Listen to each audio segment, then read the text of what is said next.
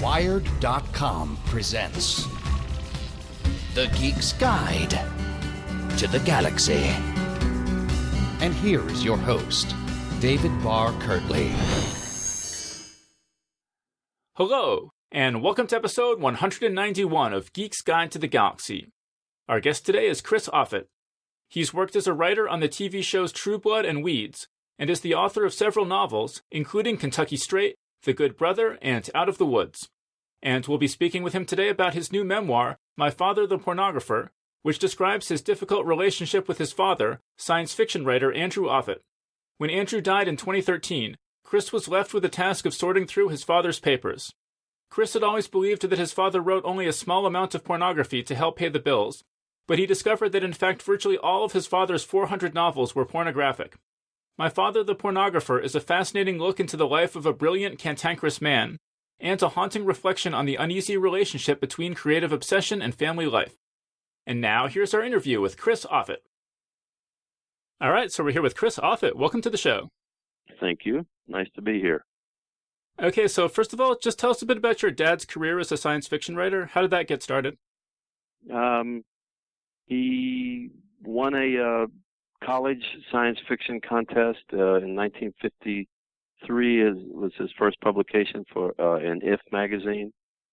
It was for all college students, and that was his first publication. And then I think several years later, he had 59. He followed it up, I believe, again with If magazine. Right. Well, so tell us when he decided to actually make this his full-time job as a professional writer, because he had a whole business that he was giving up to do that. Yeah. Dad had always written and loved science fiction and had grown up reading the pulps of the 30s and 40s, the pulp magazines. And that was his favorite kind of the sword and sorcery, and then planet adventure. There's a term for it. Adventure on Another Planet. Big fan of Edgar Rice Burroughs, for example. And thought that's what he would write. He grew up very, very poor in a log cabin in Kentucky, and went to college on a full academic scholarship and studied English. When he got out, he wanted money and went into sales. Was a traveling salesman for Procter & Gamble, and then later moved into health insurance and life insurance. He continued to write. He wrote at night.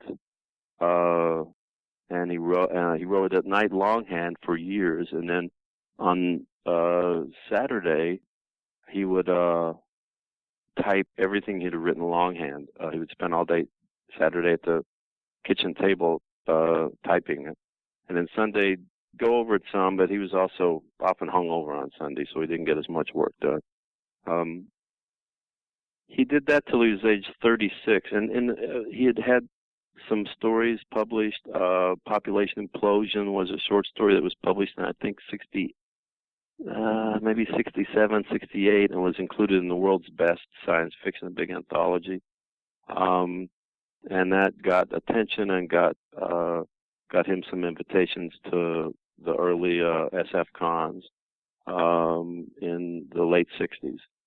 By 1970, he published what would be, I think, his first science fiction novel, a short-term look at America under a kind of the government had shifted into a Christian dictatorship, and the protagonist was part of the federal obscenity police, whose job was to track down people if they were having sex and were unmarried, and kill the man and render the woman infertile through, technological means. And there was a revolution, and the story is about a revolution and fighting against the government that way. In 1970, he was 36 and had a successful business. He started his own insurance company with branches in 3 towns in Kentucky. He wore suits. He was really trying to model himself after that mid-century businessman approach to life. And he'd accomplished everything he'd wanted in a way. He had a novel out. He had some attention from science fiction. He had a wife. He had 4 children. He drove a nice car. He had a house he liked. But he was, and he had a good income from sales. However, Dad was miserable. He was very, very unhappy, and decided that he would stop. That he would shut down his insurance company and pursue his lifelong dream since early childhood of being a writer, and that's what he did. Right, and so his early novels are these science fiction novels, and which of those do you think are the best or the best remembered today? I'm not sure what's remembered within the science fiction world. The book that I like the best personally is called The Castle Keeps. I believe that's from 1972. It's again a short-term future. Those were his first 2 books. This one posited a different world, and in some ways one that's come true. Water is contaminated. The crops are contaminated. People in rural areas are homeschooling and heavily armed against both external marauders and fearful of the government. It all takes place in Kentucky, and I think that's his best book. It was heavily researched and heavily revised. It did not do well, and Dad was quite disappointed with the sort of the critical response and the sales. Yeah, I mean, because you say in the book that The Castle Keeps and also Evil is Live spelled backward predict things like anti-government militias, corporate influence over federal policy, the creation of the Tea Party, and the rightward shift of the Supreme Court. That was, I think both of those books predicted that to a certain degree. I'm not sure which one did which exactly there that you mentioned, but yes, I think we've seen. There's an element of prescience to his kind of paranoid imagination towards the near future, and a lot of that has come true. I wish he'd written more that way, because I think that he was good at it. He liked it. He liked the research, and the worlds that he presented along those lines were really interesting. They were centered in realism and motivated by character and action as well. Right. I mean, we talked about how was he remembered today. I was really only, prior to reading your book, I was really only familiar with his name because he appeared in the Thieves' World anthologies. Right. I don't know if you're familiar with those. Oh, sure. That's probably what he's most known for. He had the character Hans Shadowspawn was, Dad says, was his favorite creation. His favorite character that he wrote about was in the first Shadow. I think it was in all those anthologies. There's 10 or more. There's a lot of them. There was also a comic book. There was even a board game. And the character appears on the cover of the cover art of some of the books. And he really liked Hans. Hans was a teenager who was angry and arrogant and carried multiple knives and was violent and short-tempered and not easy to get along with, and was a thief essentially, and would have his adventures in this world. Right. I mean, the first Thieves' World anthology was really important to me because in the back of it, Robert Asprin, who was my favorite author when I was a little kid, he has an essay about how he came to edit the anthology. And that was sort of the first scrap of information I ever got about how science fiction authors wrote or how books came to be published, that kind of thing. So I just read that over and over. And Andrew Offutt is one of the names that pops up in there. And so that book, or that series, I believe, was very, very ahead of its time in the way that Bob Asprin conceived of it, which was he would create the world and the city of Sanctuary and make a map, create the politics of it and the royalty and the sort of the areas of town, and then he presented that material to multiple writers and suggested that they invent their own character to live in this world, and they could interact with each other's characters. The only big rule was you weren't allowed to kill somebody else's off. That was, which is a good rule. But that kind of writing, I had never seen anything like that before then, and rarely since. It reminds me of television in the way it works. Is there's this central world that the characters interact in, and you have a writing staff of 6 or 8 writers who each write an episode for the television. I thought it was pretty cool. Yeah, I mean, did your dad ever talk to the kids while he was working on those stories about anything that was going on with the other contributors or anything like that? Well, he talked all the time if he wasn't working. So I don't recall any particular. I mean, he talked all the time. And he talked about Hans. He just talked about what he was working on, or he complained about the world also a lot. I don't remember any particular conversations about the other people, that the other writers. Dad was not always that interested in other people. I know that he corresponded with the other contributors to if he was going to include one of their characters in his story. He wanted to make sure that the other writer knew what he was doing, and it didn't put the other writer in a jam in terms of a story they were planning, or a long-term idea they had for the character. So there was files and files and files of letters between Dad and all the writers in each anthology. Right. So in this Robert Asprin afterward I mentioned, he says, Andy wants to know about the deities worshipped, preferably broken down by nationality and economic class of worshippers. Fortunately, he includes a proposed set of gods, which I gleefully copy and send to the other contributors. Right. Well, Dad was very interested in that. He'd been raised Catholic and in isolated farm life and among the few Catholics around where he grew up. And then sort of threw off the what he thought of as the shackles of the Church of Silence. At the same time, he loved ancient mythology, was a lay expert or a lay scholar on the Greek gods, the Norse gods, the Roman gods, and he really enjoyed their histories and all the violence of it, the stories that each person had, the treachery, the loyalty. And he, for many of his books, he would create a set of deities, and then that the inhabitants of the world would be involved with.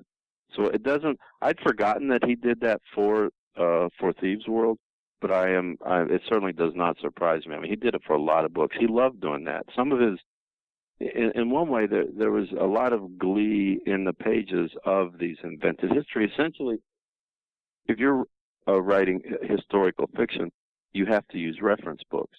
Dad regarded this as a kind of historical fiction in that it was fictional, and it hadn't happened, and it would never happen. So he had to invent his own research documents. So they were extensive. So growing up with him writing science fiction in the house, were you a big science fiction fan, or did you read a lot of it? Sure. I read tons of it, and I read when I was a kid. I read 1 to 2 books a day because we lived out in the country and there wasn't a lot to do. And I read all of the books that Dad had as a child. All the Edgar Rice Burroughs, for example. I consumed all those by age 10, and then I moved on to to science fiction and fantasy aimed at a more adult audience later, with all of Robert E. Howard, for example, and the magazines, If, Galaxy. The magazine, I think of F and SF. There was, and there was a constant flood of paperback novels, mainly coming into the house from publishers and gifts and other writers. So I read a lot. And then when they started going to science fiction conventions, if the con was close enough to where they could reach it by driving 4 hours or so, and the con would pay an extra room, Mom and Dad would take the kids. So they were the closest we had to a family vacation. I spent most of my time in the huckster room. I was a big comic books fan. I still am. But I met some of these writers from the 70s and 80s, late 60s and mid 70s through the mid 70s. So it was great to have, met them. And Piers Anthony visited our house, for example, and this was just part of my childhood. And then I go back to the hills of Kentucky, where it was a completely different culture. People had, walked about armed and rode horses and hunted for game, and completely different from a con where they've got space guns and swords and, wearing the costumes of their, of the Dorsai, for example. Right. I mean, in the book, though, it doesn't sound like you enjoyed the cons all that much. I had sex for the first time at a con. That's hard to not enjoy that. There was a sense of freedom where I did not have to be in charge of my brothers and sisters. I could just run around and do what I wanted. I traded with people, and I built my comic book collection through it. The only drawback to the cons is that Dad didn't really want to have anything to do with us, his kids. He didn't want to. It was like he didn't really want to acknowledge that he had kids. Or it's also possible that these cons represented such a important escape for him from his life in the hills and from his writing that he didn't want to be, he didn't want to be bothered by children. He preferred the company of the fans. Right, and you say he actually had this alter ego, John Cleave, that he would adopt when he went to conventions? Yeah, John Cleave was Dad's alter ego. Dad had 17 pseudonyms, and but he always said that was not the case. He had one alter ego and named John Cleave, and John Cleave had 16 pseudonyms. This is important to Dad. He was a way of, I think, keeping partitions in his mind from the work he did. And he wrote much more porn than science fiction. I mean, he wrote 30 fantasy and science fiction novels and then edited about 5 anthologies and close to 400 porn novels. His first 8 books were porn, and then it would be a science fiction and then back to porn. Keeping the pornographic output a secret was crucial in where we lived. It was the buckle of the Bible Belt. In fact, my home county is the same county that was in the news last year, where the county clerk refused to issue marriage licenses to gay couples in Kentucky. I mean, that's the county where I grew up and where Dad and Mom lived, and we knew that woman. We knew her mother and the family.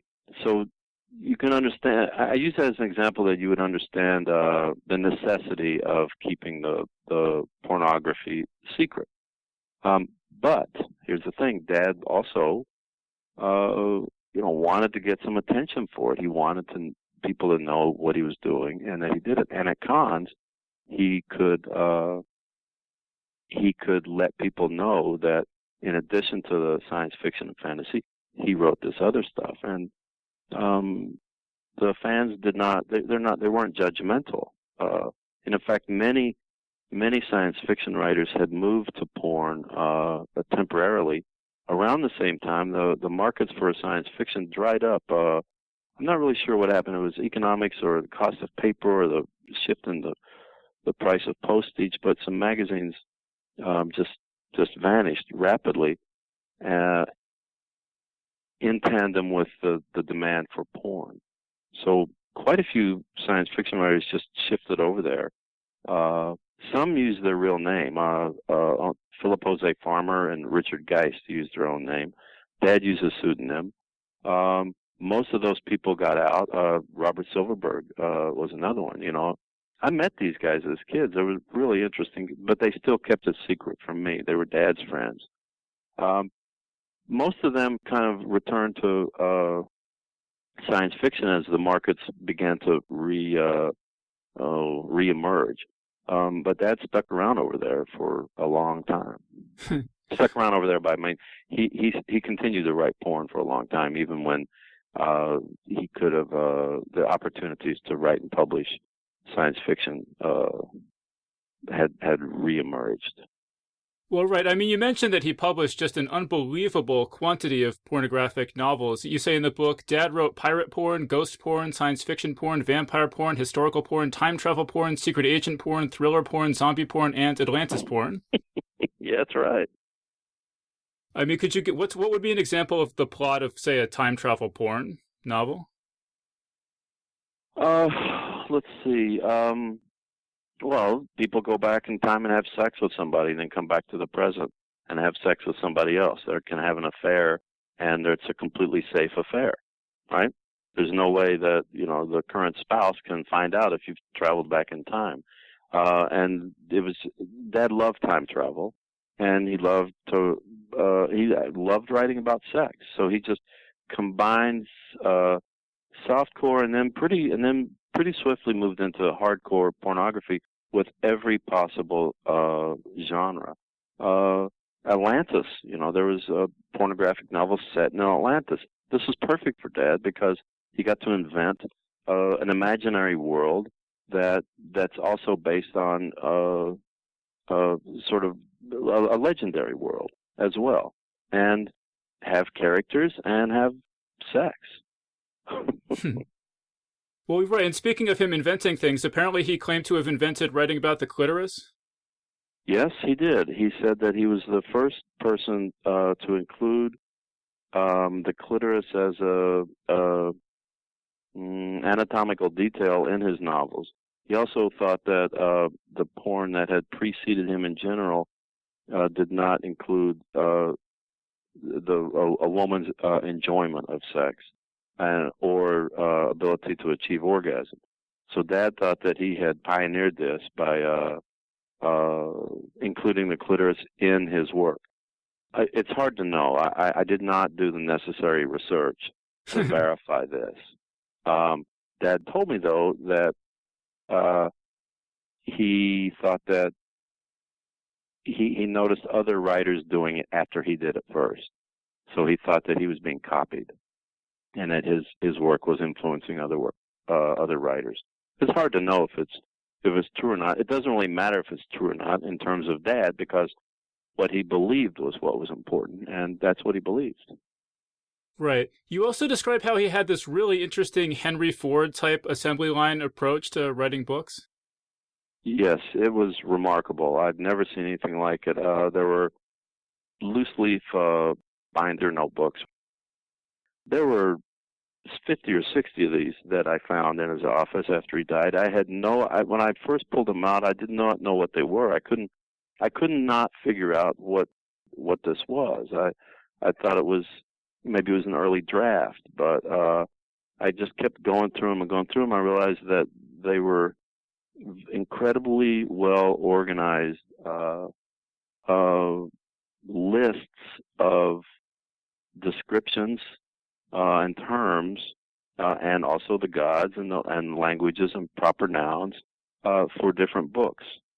And then even within the notebooks, they were further subdivided by descriptions. Say a lot of it was for the porn of body parts, of different sexual activities, that he would just make these long lists of them, and some of them were marked out with a marker.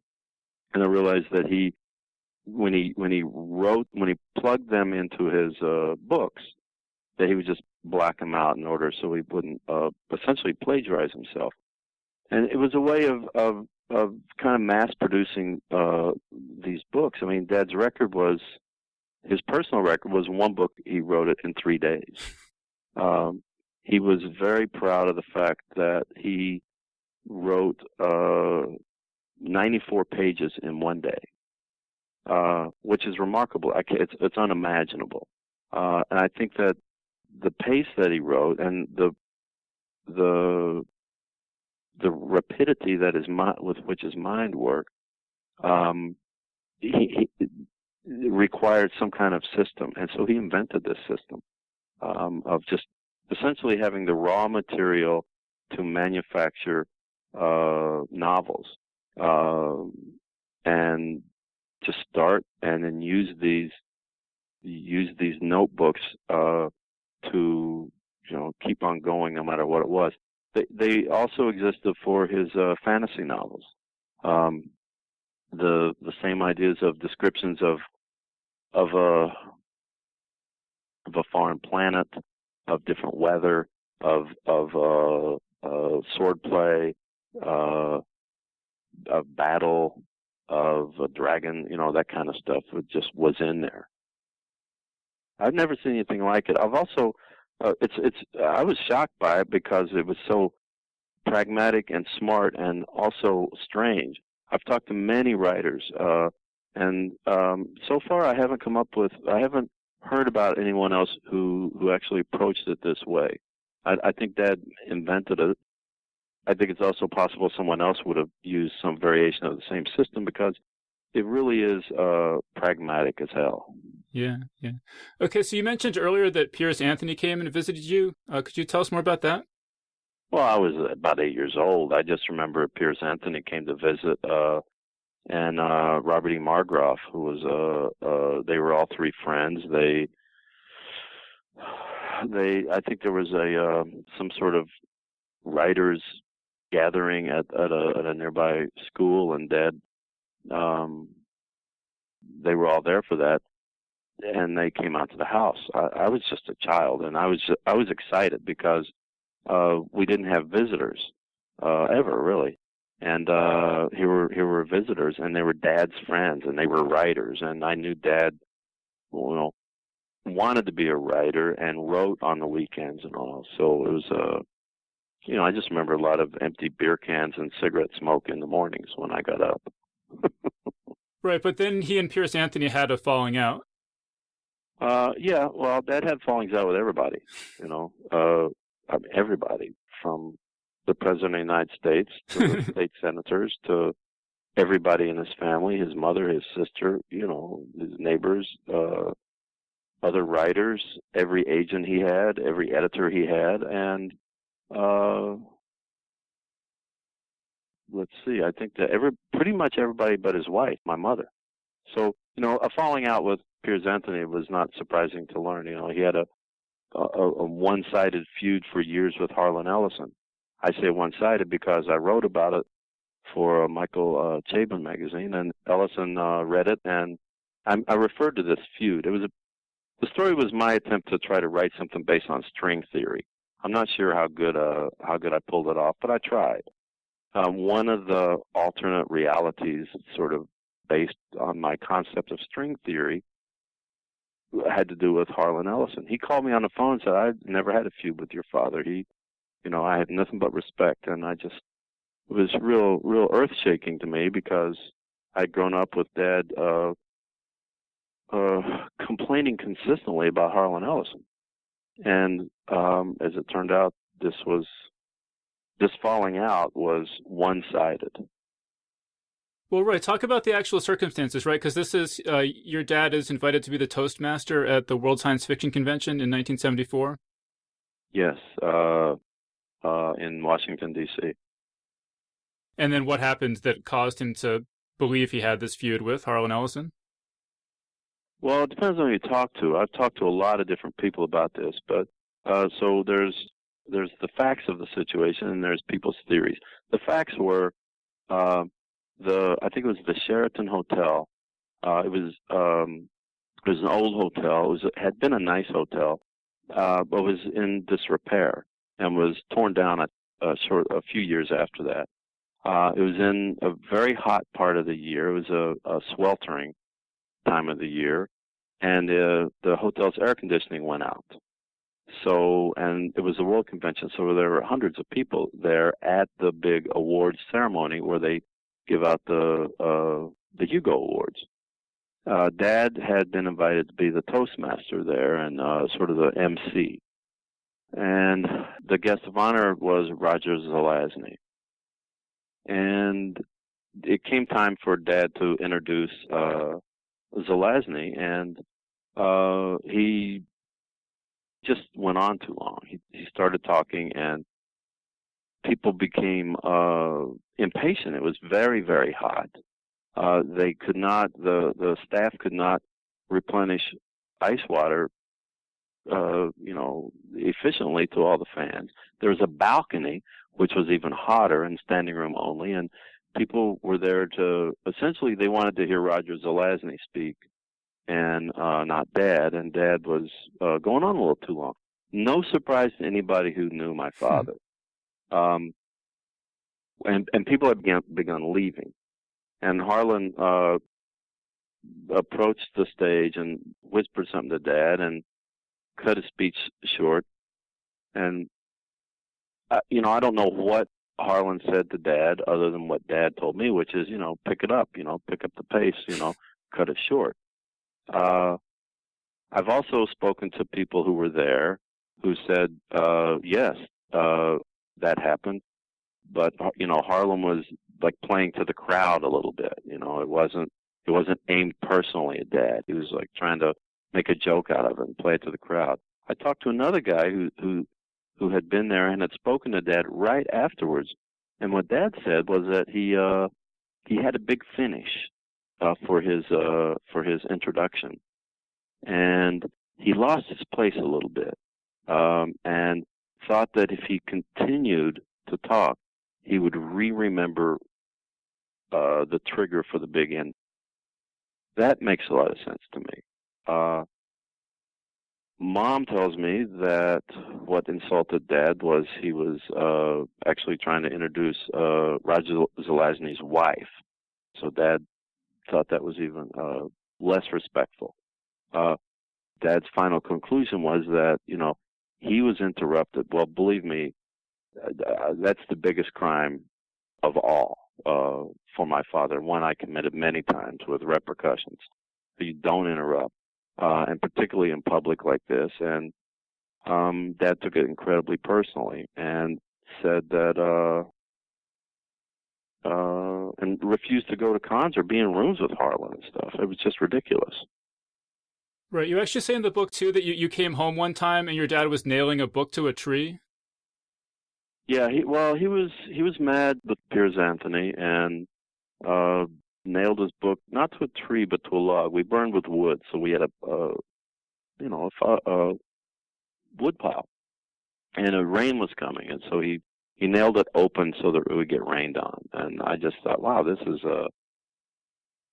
there were things like that happen at a certain point as a child that would do things like this, and I think, oh, wow, this is I may be 14, but I know that's really an unusual behavior, to take glee in the destruction of somebody else's book, especially privately. That was what was odd about it, He thought nobody would see it and know it, and I'm sure he didn't tell Anthony, but he was capable of these kind of minor acts that gave him pleasure that were malicious and cruel, and they often extended to other people. Oh, I was going to tell you one more thing about the Harlan Ellison thing. This is what Dad told me. The way he interpreted Harlan's interruption was not that Dad had been talking too long, but that Ellison was up for a Hugo that year and was impatient to learn if he got the award. It's true that Ellison was up for one and, in fact, received an award that year. But I'm not sure I believe that that's why he tried to hurry that along, was to get to his own award ceremony. Yeah, so it does seem like your dad just had this really dark aspect to his personality, but it really struck me in the book. You quote him telling you that he says that I'm the happiest man in the world. Yes, I that has puzzled me as well. The porn that he wrote had escalating violence, sexual violence, to the point of torturing people to death, dismemberment, and joy over that from within the characters. He could be very mean to people, especially if he was, if they were close. He was a bully who could be cruel to children and women more than men. So they referred to himself as being the happiest man alive because he got to make a living from doing what he loved to do, which was write. There was some part of Dad that had no awareness of how people regarded him. And at cons, he was in the John Cleese persona. And John Cleese was charming and charismatic and funny and capable of cruelty to, a fan who dared to interrupt or maybe didn't give Dad a drink soon enough or whatever it was that, whatever transgression there was. But this other part of him that was at home and essentially in him all the time was, I think, unhappy and angry and sad, and gave expression to was expressed through the porn. So yeah, at the same time, he believed he was the happiest man in the world. I mean, so in addition to all these pornographic novels he was writing for money, you also, after he died, you're going through his papers and you discover this comic he's done called Valkyria. Valkyria, yeah. He had started it in the 1950s. I found a record of it. Dad didn't write personally at all, but he did a little bit in the early years. He would write notes on manuscripts, and he just quit anything that was personal at all. He had started this comic book and then destroyed it the year before he got married. He felt terrible about it, and that was also very dramatic and grandiose. So he writes about putting it all in a sack and weighing it with rocks and driving out to the middle of a bridge over the Cumberland River and tossing it over. Well, of course he did that. You could not get. It's a very dramatic form of destruction. You could also have just burnt it in the backyard, but it required. Dad required dramatic actions that would match the drama in his mind and his dramatic decisions. This is a huge decision to destroy everything you've been writing for this comic book, and swore never to do it again. And then started the year I was born, in 1958, and then worked on it up until his death at 2013. And it resulted in 4,000 pages of one long comic that's really about this person, Valkyria, and her descendants. It's all in the same world. He invented the term multiverse before, very early. Maybe he'd read about it, but a universe wasn't enough. And so there was, these people they traveled through time. There were different planets. There were mad scientists who created planets, and people did, and time would leap forward by hundreds of years and see what these crazy humans were doing. And they were doing the same things over and over, which was just capturing women and torturing them to death. Or, in the case of Valkyria, was immortal, as Dad wrote it. It was a perfect victim. Right, and in the book you compare the early Valkyria comics to Henry Darger, who's a famous outsider artist. How would you compare your father with Henry Darger? Well, I'm not. The comparison is not so much. If you look at Darger's work, there's, despite what he's writing, what he's drawing about, there's a clear. I don't know if innocence is a word, but there's a certain ignorance to his own knowledge of anatomy, and there's a lightness to it, despite it often being about whatever he was making art about. Dad's was similar. Dad was trying to draw naked women before ever having seen a naked woman. So that's kind of what I meant by that in the book, is just a naivete, a naive understanding of anatomy. I mean, he told me he didn't understand, that, what women had, the genitalia of women. He just had never seen anything and didn't know, and thought that can't remember now. There's something about where he didn't quite understand where babies came from. He thought that the vagina was right in the middle of their stomach, where their belly button was, because the babies came out of there. And I think that kind of naivete coupled with curiosity and a very high intelligence kind of led to his thinking that, okay, pornography is a form of sex guides. I will educate, people who were maybe as naive as I was, so that they, it was for the greater good of humanity. He wrote porn so that other people would know more than he did, in their curiosity about sex. That kind of thing is important to Dad. You see, like what I'm doing is for the greater good. Right. And I mean, you actually say that he thought that he would be remembered by scholars as the king of 20th century written pornography. Well, Dad believed in himself quite a bit. I think it was probably partially begun in sales. A successful salesman, you don't sell the product, you sell yourself. And that self-belief necessary to a writer, necessary to a guy at 36 who just decides, I'm going to risk everything to be a writer. He had a great deal of self-belief. That coupled with isolation and sort of increasing eccentricity due to the isolation, and only being around people at cons where he was pretty much revered by fans, led to a great sense of self-belief, to where he would say something like that he was the best pornographer, and he would be remembered, or that John Cleave, that was the important thing. And that's not that Dad would be remembered, but John Cleave would be remembered in the future as the king of 20th century porn. I mean, has there been any scholarly attention given to him or to any of this written pornography from the period? I think that scholarly attention to pornography is still in its early stages. There are books about pornography. There are classes at some universities, but there has not been a level of scholarship applied to pornography as to, say, science fiction or horror or crime. It just hasn't received that attention from true scholars. I mean, I tried within the book to cover some of this stuff, but I'm not a scholar. I'm not trained that way, and I don't think that way. And I think that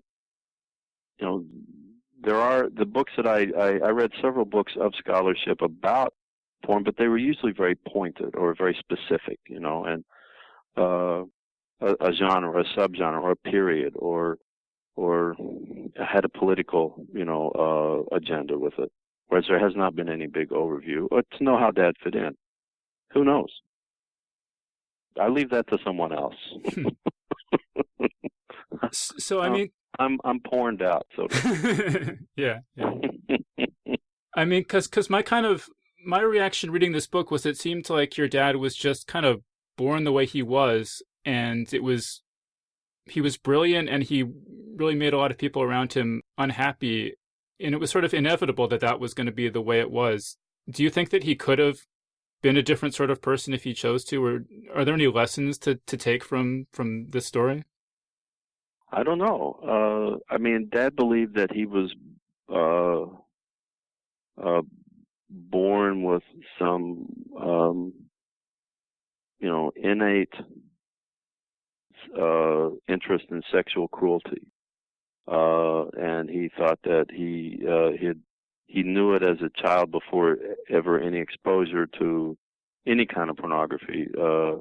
That was, there was nothing available in the 40s, really, or at least to a farm boy in Kentucky. But he knew it about himself. It could have been anything you said. I mean, he had considered, in college, he was active in politics. He was the president of his fraternity and had thought about entering state politics after that. He could have been, a corporate exec at one of the insurance companies. I think he could have done anything.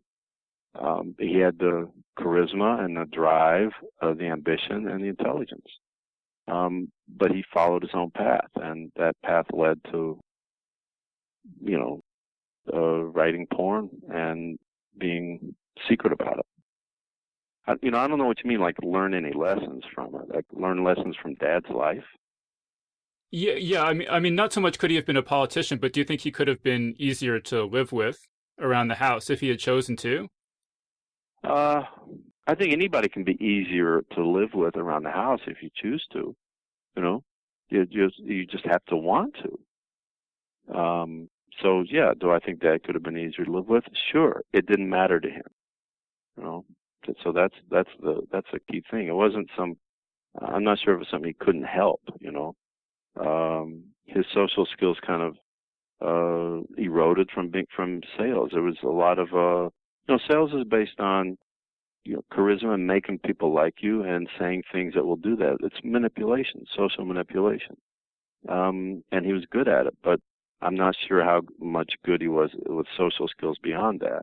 And then when he no longer needed them, why would he bother why would it matter to Dad to be, if he were easier to get along with around the house? I just don't think he cared. I'm serious, it did not matter to him. What mattered was the work and getting the money and feeding the family and all that kind of stuff. Right. I mean, there's a really striking line in the book where he says something like, "I never would have thought I'd given you such a miserable childhood that you would have become a writer." Yeah, that's what he told me on the phone when I called him to tell him about my first book contract in 1993, 92. I was very excited, and I was surprised by his response. It was not really what I expected. I thought there might have been a little something more. In my hope, his response might have been actually about me and the book and my accomplishments. But that response, I think, really says more about Dad's view of his childhood than my book or my childhood. But he believed that he had a horrible childhood, and as a result, that's what made him what he was. I don't know. It's hard to know if it's true or not, or how horrible it was, but that's what he believed. And once Dad locked onto things, he liked Freud. He loved Freud, but he never got beyond sort of a Freudian lens in terms of simple psychology, and that made it easy for him. Like, okay, I had a shitty childhood, now I'm a writer. Well, that's that. It's my childhood's fault, and therefore I can't do anything about it, and it's not my fault. So I think when I became, when Random House published that first book, he just applied that same thinking to me. I mean, you mentioned in the book too that even though the people in the neighborhood didn't know about all the porn novels, they just knew about the science fiction novels with sex in them, and that was bad enough, and people didn't want their daughters to date you and things like that. Well, first of all, it wasn't a neighborhood. It was a town. It had been a town. It was the remnants of a town. There was only 200 people, and it was in the hills on dirt roads and surrounded by in the middle of the Daniel Boone National Forest. It had been a mining town, and Dad was the only person to move into this town in 30-some years. Everyone else moved out when the mines emptied. So he just got a big house out there and moved in it. It's not a literate world either. At that time, it had the highest rate of illiteracy in the United States. No bookstores. So there weren't that many people to read the books. The books were available at the local drugstore, and they got talked about. It's a talking place, gossip and stories. So Dad included sex in those first two science fiction novels, particularly in the one that dealt with the Christian dictatorship of the United States, because in order to have people tracking down couples engaged in illicit and illegal sex, you have to describe it. So they knew about it that way. An odd thing happened though. Dad, when he had his insurance agency in town, he had a secretary who did all of his typing for him and all. And when, she ran out of work to do at the office, he would ask her to type up his short stories for submission. He was a terrible typist. This is important, actually, because he taught himself to type as a child with 3 fingers, 2 on his right hand and 1 on his left, and typed faster than anybody I've ever seen in my life type with those 3 fingers, with tremendous intensity and speed, but made a lot of errors and changed as he went along. So he had this, and the final typing for him was very tedious. So he would have his secretary do his short stories that he was sending to magazines and some of these novels. And somehow or another, a porn manuscript got mixed in with what he asked her to type. I've since corresponded with that secretary, and she told me about it. I mean, she corroborated the story that Dad mentioned. And the upshot is she had a little brother who was in high school. And when I was a freshman in high school, he was there too. And he had told his buddies in a small place. So the word had gotten around. All it took was, one thing. I don't know how much of it she typed. Dad cut the mistake and took it away from her. She was embarrassed. He was mortified. That's all it took for the word to spread. That coupled with the more overt sexuality in the early science fiction. Yeah, so I couldn't get dates. I was also the shortest kid in high school. I had the longest hair, and I was the smartest. And I was no good at sports. So, all these things were factors. But it was clear, it was made known to me that the parents did not trust their daughters with me because of what my dad did. And, that was the few girls in the high school who, I could actually talk to because I wasn't one of the cool, big, tall, athletic guys. Right. Is it still the same way there now that if someone was writing sexy science fiction that it would be that level of hostility from the community? I have no idea. I mean, I haven't lived there in a long time.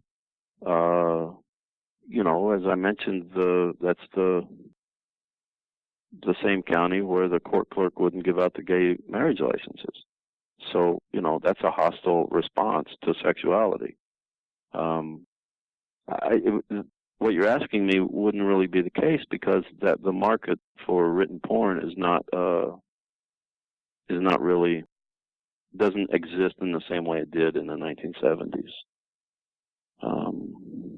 And I think that people who do, write pornographically, maybe for ebooks or for other sub-genres, they may keep it secret. I don't really know. I'm not really part of that world, and I haven't, I don't go back home, and I probably won't now.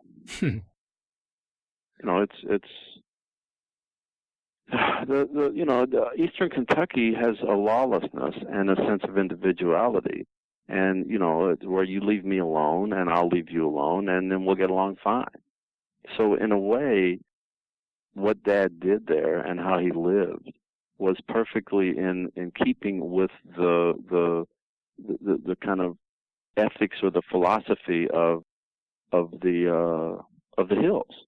This is the same world where bootlegging, for example, is illegal and churches are against drinking, but everybody knows who the bootlegger is and nobody does anything about it or says anything about it because, if he's not causing troubles with you, don't cause troubles with him. And I think that same mentality is what led to, that county court clerk and then Dad doing what he did and probably influenced me.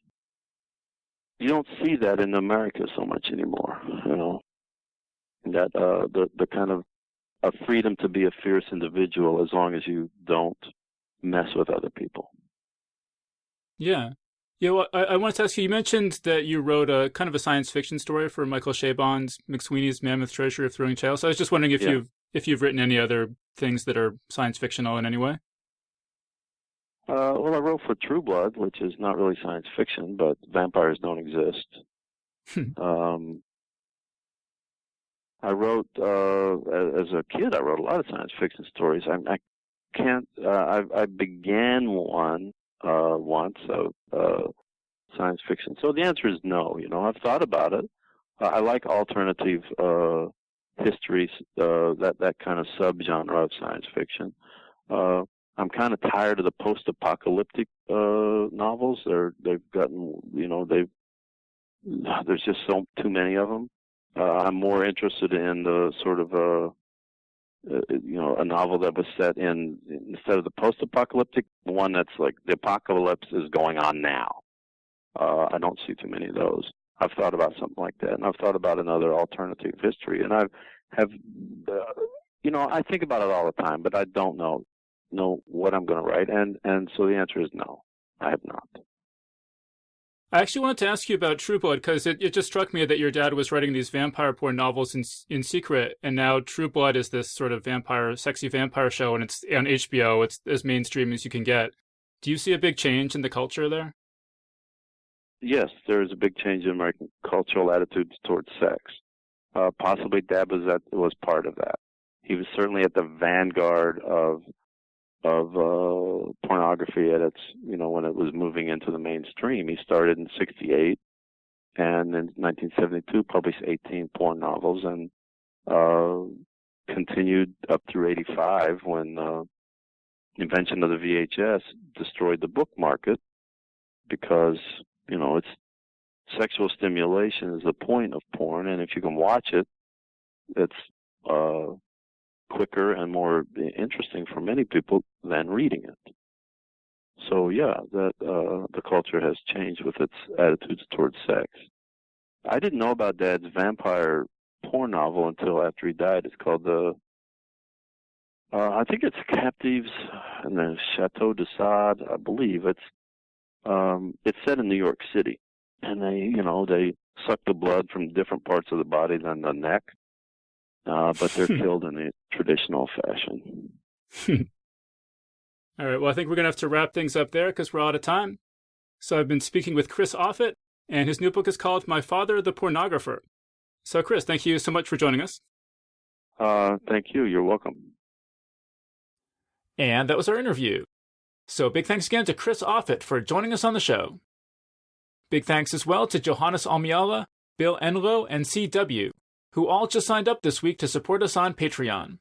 Geek's Guide to the Galaxy is made possible thanks to support from listeners like you. So if you enjoy the show and want it to continue, please sign up to give us $1 or $2 per episode over at patreon.com/geeks. And if you'd rather make a one-time or fixed monthly contribution, you can do that via PayPal over at geeksguideshow.com/crowdfunding. So big thanks again to everyone who's contributed. We really appreciate it. All right, so that was our show. So thanks everyone for listening, and we'll see you next time. The Geek's Guide to the Galaxy is a production of Wired.com. For more information about the show, visit geeksguideshow.com. To learn more about your host, visit davidbarrkirtley.com. Music and voiceover produced by yours truly, Jack Kincaid. If you enjoyed this program, tell your friends. If you didn't enjoy it, tell no one. Thank you for listening.